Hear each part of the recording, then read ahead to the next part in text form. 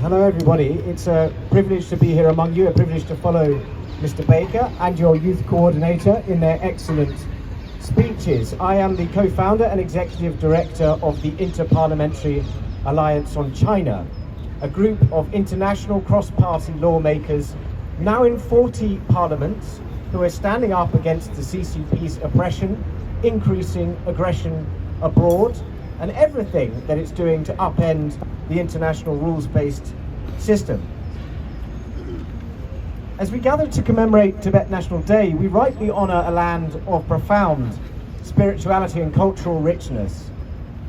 Yet we have to confront the stark reality of the pressures, of the abuses that are challenging the very essence of Tibetan identity.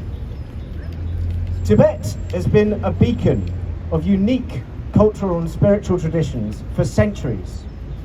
Dr. Lobsang Sangay, the former Sikyong of the Central Tibetan Administration, once said, "The issue of Tibet is not about 6 million Tibetans, it's about justice, human rights and freedom that we all cherish." I want to underline that we all cherish.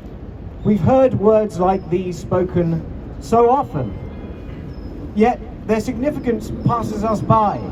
Living in the UK, and we heard this in our first speech, few of us have to confront the loss of these cherished rights. As a result, we simply forget their value. But the former Sikyong's sentiment touches upon something crucial to those of us who believe in human solidarity. The quest to preserve Tibetan heritage isn't just a matter for the people of Tibet. Indeed, it's not just a matter for any single peoples around the world. It's an imperative for everybody. And it's an urgent imperative, because despite the cultural richness, despite the legacy, Tibet has endured severe human rights violations. We heard just now the UN General Assembly passed resolutions expressing grave concern about the violation of Tibetan people's fundamental rights. As early as 1959, the UN highlighted the suppression of the distinctive cultural and religious life of the Tibetan people. More recently, reports indicate that around 1 million Tibetan children are compelled to attend state-run boarding schools, separated from their families and taught primarily in Mandarin Chinese in this whole effort towards the Sinicization of Tibetan people. This, as we all know, is part of a large program perpetrated upon Tibetans, Uyghurs and other minorities by the Chinese government, aimed at assimilating them into the majority Han culture, contravening international human rights standards. But the issues don't stop there. Even the land of Tibet bears the scars of oppression. China's plans to construct massive hydroelectric dams on the Yarlung Changpo River threatens to disrupt the river's natural flow, impacting agriculture and access to drinking water downstream. It's so serious that it could impact India and Bangladesh also, who have complained about it. A recent earthquake in Tibet highlighted the seismic risks associated with such large-scale infrastructure projects. That was a 6.8 magnitude quake, resulting in significant casualties and damage to reservoirs. This just shows us how insane the regime's plan is in Tibet. So why don't we hear more about it? Why isn't it front page news? I'm going to offer a couple of reflections from my perspective dealing with international politicians trying to work in defense of Tibet. It's true that the international community has increasingly voiced concerns over Tibet. In 2024, Australia, the United States, 13 other countries criticized alleged human rights abuses in the region. This is one of many recent statements, and the Inter-Parliamentary Alliance on China has also participated in trying to raise awareness. But it's not enough. For too long, Tibet has languished in the too difficult pile, hampered by its perception internationally as a conflict over territory. Beijing is very successful with this strategy. Have you ever noticed a pattern?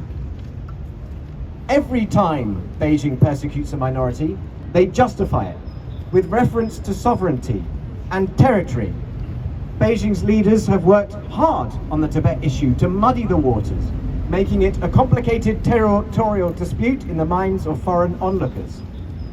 Friends, my experience is this: when an issue becomes a dispute about Chinese territory, we lose. Think of Hong Kong, think of East Turkestan, think of Inner Mongolia. This isn't because people don't care about sovereignty questions, it's because the barriers to entry are very high. In order to debate an issue where sovereignty is disputed, some knowledge of the history of the region is required. Think of the Falkland Islands. In order to take a reasoned position, it's essential to know about their history, about their ownership and development, even when disputed by both sides. My friends, not everybody in Parliament knows about the history of the Falkland Islands, and this is a UK overseas territory. If they don't know about a UK territory, how many do you think know about the history of Tibet? Beijing understands this, which is why I believe they seek to cloak their persecution of Tibetans in sovereignty-related issues. So let's be clear, separating children from their families has nothing to do with sovereignty. Destroying natural habitats and places of cultural importance has nothing to do with sovereignty. Mass forced labour has nothing to do with sovereignty. Now, while some of the issues surrounding your quest for self-determination are unavoidably about sovereignty, it's important to emphasise that the campaign for Tibet isn't solely a campaign for self-determination. It's a campaign against violations of universal rights. Our politicians at all levels have no excuse for failing to decry these heinous abuses. And friends, it's up to us to hold their feet to the fire to ensure that they do. So, as we gather to observe this day, it's imperative to reaffirm our commitment to supporting the Tibetan people's struggle for human rights, environmental preservation and cultural integrity. And this involves, first, awareness. We have to continue educating the global community about the environmental and cultural threats facing Tibet and the egregious human rights abuses being meted out to the Tibetan people. I can't emphasize this enough. In a political environment where MPs aren't picking this up for fear of making a mistake, we need to be teaching them about Tibet patiently, methodically, with objectivity and persistence. Second, advocacy. We have to continue urging governments and international bodies to hold China accountable for human rights violations in Tibet. This means deploying sharp-edge parliamentary tools to force a government response. And you come into this means speaking to your members of parliament. I know that Mr. Baker will underline this. You all have the right to speak to your members of parliament, and it does make a difference. So if you haven't done it, why not?